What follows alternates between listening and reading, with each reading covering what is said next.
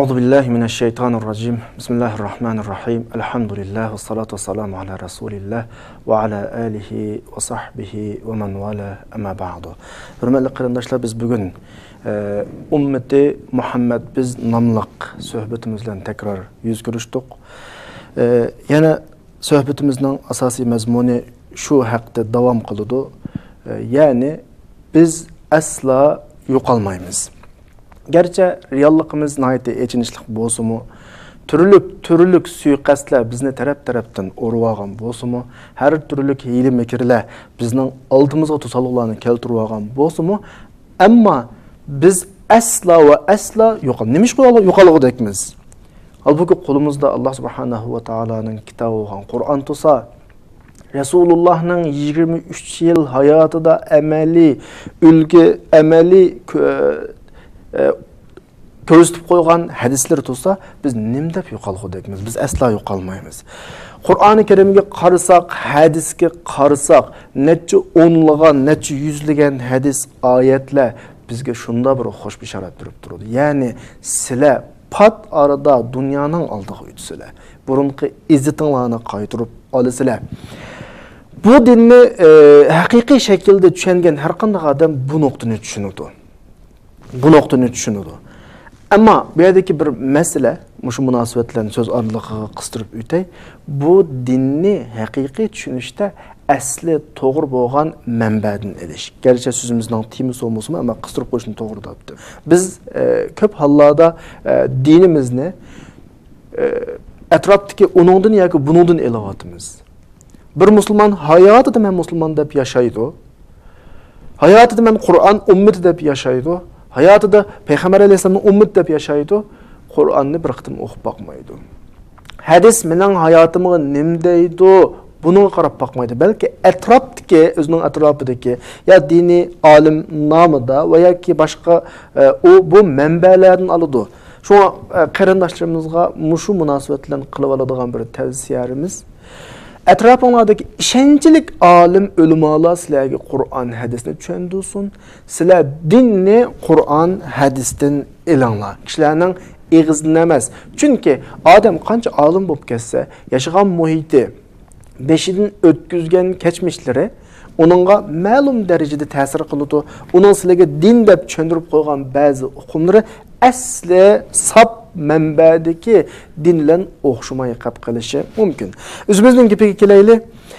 Biz bayatdan deb o'tdik, biz asla yo'qolmaymiz deb. Unda bo'lsa, bugun kunimizdagi tatiyotgan kunimiz nima?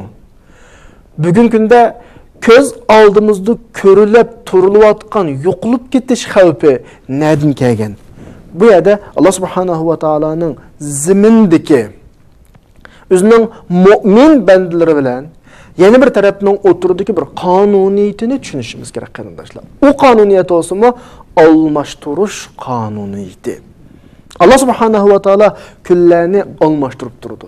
Bir kun bizning, bir kun qarshi tarafninki. Sura Al-Imronninki 140-oyatida musulmonlar Uhudda ig'ir mag'lub bo'lgandan keyin tushkunlashdi. Xuddi bizning bugungi kunimizga o'xshash. Shu vaqtida shularga nim dedi? Şu qaida prinsipini tushundirdi şu oyatda. Nima deydi? İyyemseskum qarhun faqat massal qawma qarhun misl. Sizlarga bugun musibat yetgan bo'lsa, sizlarga bugun bu qadar xapliq tushgan bo'lsa, ulug'imi tushgan o'xshash xapliq. Wa tilkal ayyamu nudawiluha baynan nas. Kunni ashta almashtirib turamiz. Bugun bizning ata u tarafninki. Biz bugun xapliq tatiyotgan bo'lsak, musibatlarni boshdan kechirayotgan bo'lsak, azob uqubatlarga duchor bo'layotgan bo'lsak, bizning 1300 yildan tortib, 1300 yildan buyon baxtli yashagan kunlarimiz bor. Faqat masala shu kunlarda qilishga tegishli ishni qilmaganligimiz tufayli Allah bizga ma'lum kunlarda dars beryapti bugungi kundagidek. Şu ilgirki mesela tarixga qarab bakıdak olsak, Yevropa bir ormanga o'xshash yaşagan bir davrini beşini ötküzgen, küçüklükleri, acizlerini yep. Ne kanun degan narsa yo'q. Jaholat qaplagan bir davrini beşini ötküzgen. O vaqtda saltanat kimning? Musulmonlarning. Xitoylarmi u xandonlik, bu xandonlik necha yuz yillab urush tugamagan, jaholatdan qutlanmagan bir bosqichni, jarayonni beshini o'tkazgan. U vaqtda izzat kimning? Izzat bizning. Bir millat bir mezgil hukm suruydi.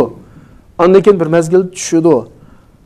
Muzoning hammasi nima uchun degan vaqtida Alloh subhanahu va taolo dunyoda har millatni, musulmon millatini, musulmon ummatini beshiga chiqarish orqali va bir mezgil boshqa millatlarni beshiga chiqarish orqali kimning qandoligini dunyo ahliga ko'rsatib qo'ymoqchi.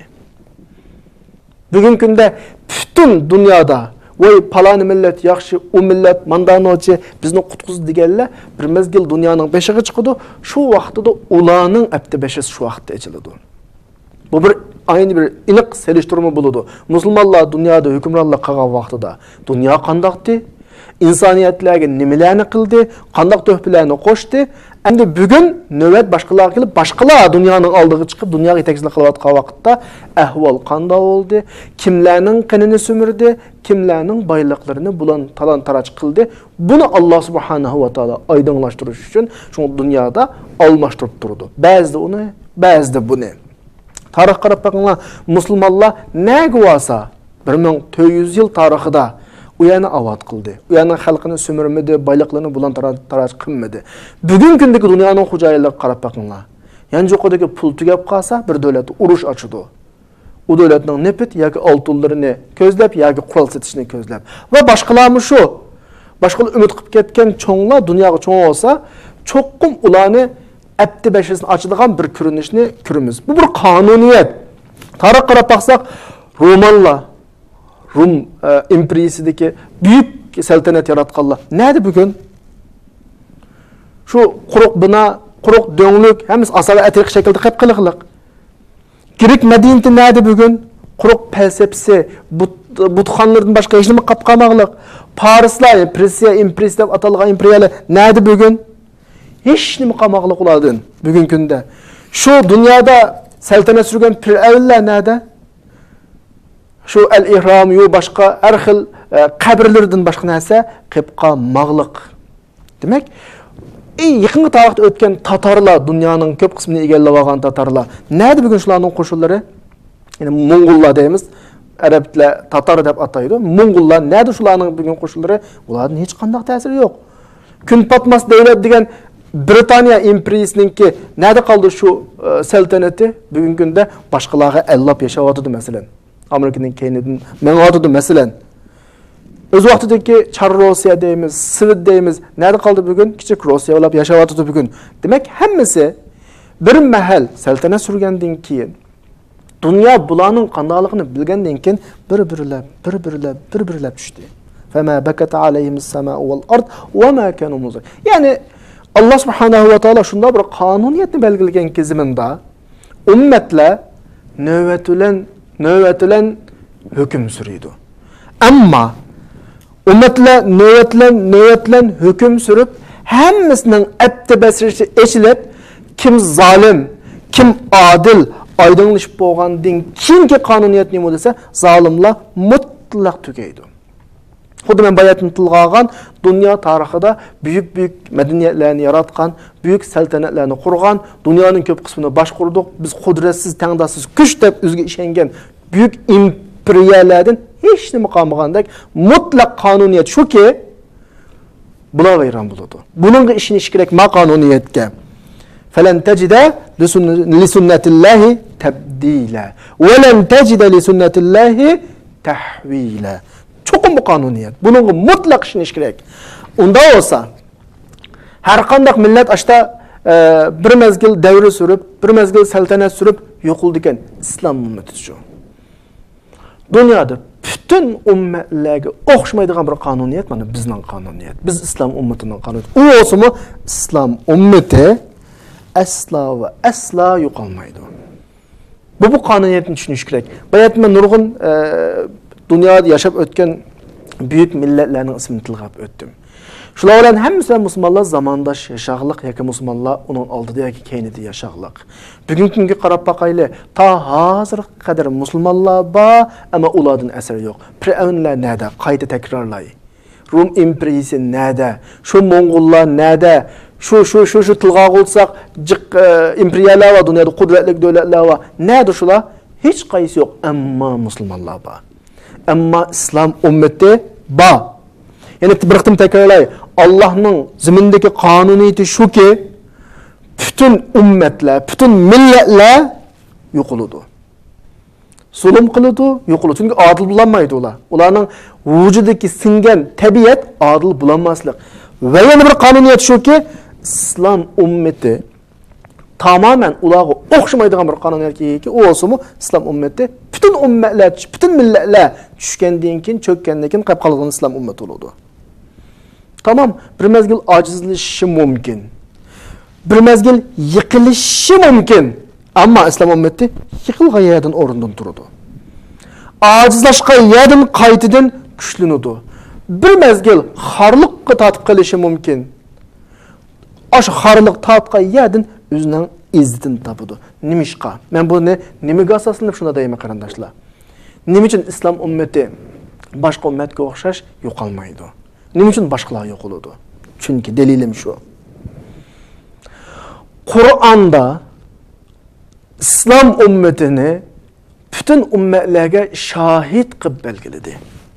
Sure Bakara'nın 143. ayetini okup bakaylı.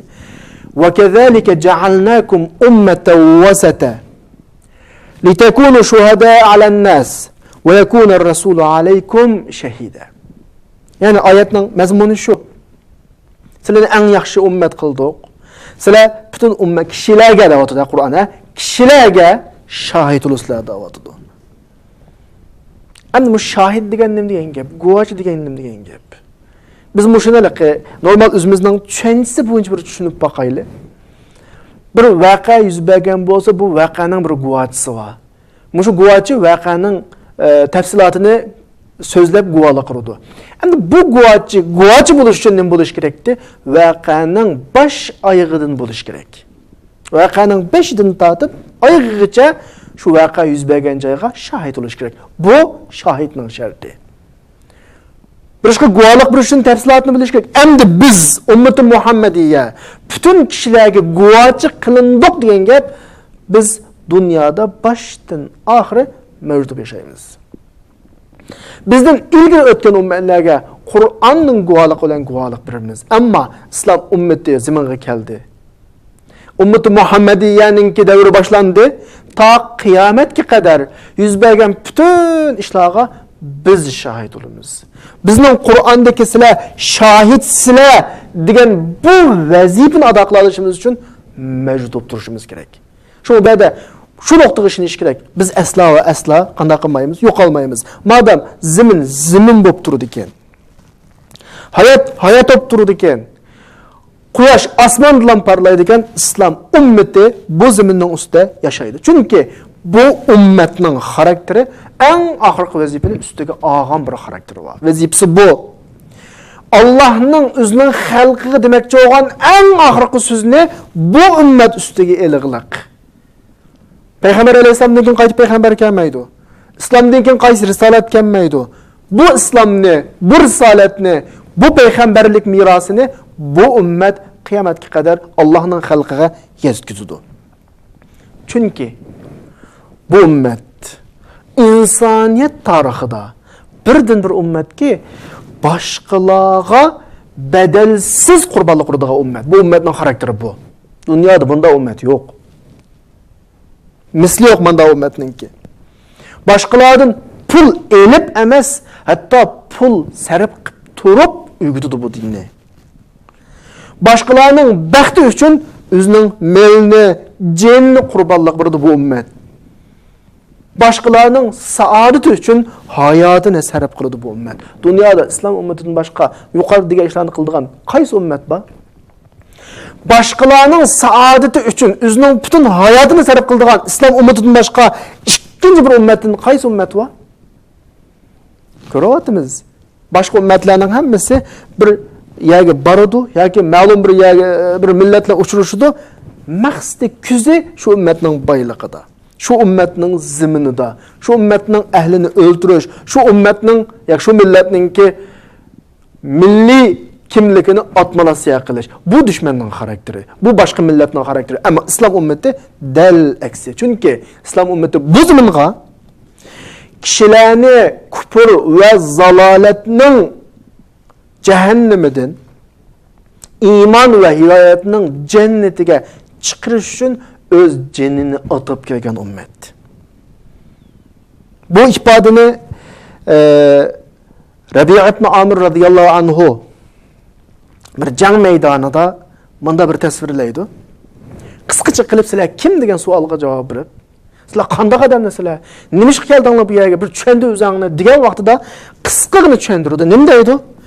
Laqad ta'athanallohu. Alloh bizni bir avatgan ummat bizda aytadi. Linukhrijal ibad min ibadatil ibad ila ibadati robbil ibad. Biz shunda bir millatmizki, shunda bir ummatmizki, Alloh bizni kishilarni insonlarga ibodat qilishdan Allohga ibodat qilishga chiqarish uchun avatgan millat. Vazifamiz bu deyotdi. Boshqa dinlarning zulmidan islomning adolatiga chiqarish uchun, dunyoning torchiligidan dunyo oxiratining baxt saodatiga chiqarish. Ummatning vazifasi bu. Bizning ummat bu vazifani ustiga olgan ummat. Bizning ummat dunyoga qilgan xizmati uchun, insoniyatga qilgan xizmati uchun hech kimdan ajr talab qilmaydigan, hatto rahmatni esmaydigan ummat.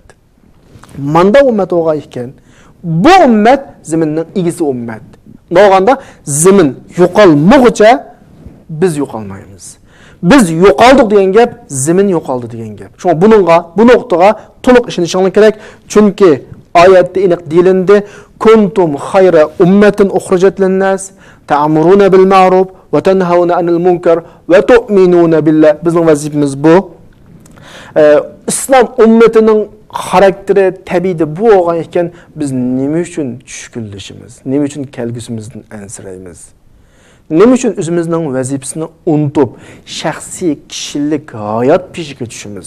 Bu haqda qarindoshlarimizning o'ylanib baqish kerak. Vaqt munosabati bilan bugungi suhbatimiz mushada oxirlashdi. Inshaalloh Alloh muvaffaq qilsa, suhbatimizni davomlashtiramiz inshaalloh. Va oxiru da'vana alhamdulillahi robbil alamin. Allahumma salli ala sayyidina Muhammadin nabiyil ummi wa ala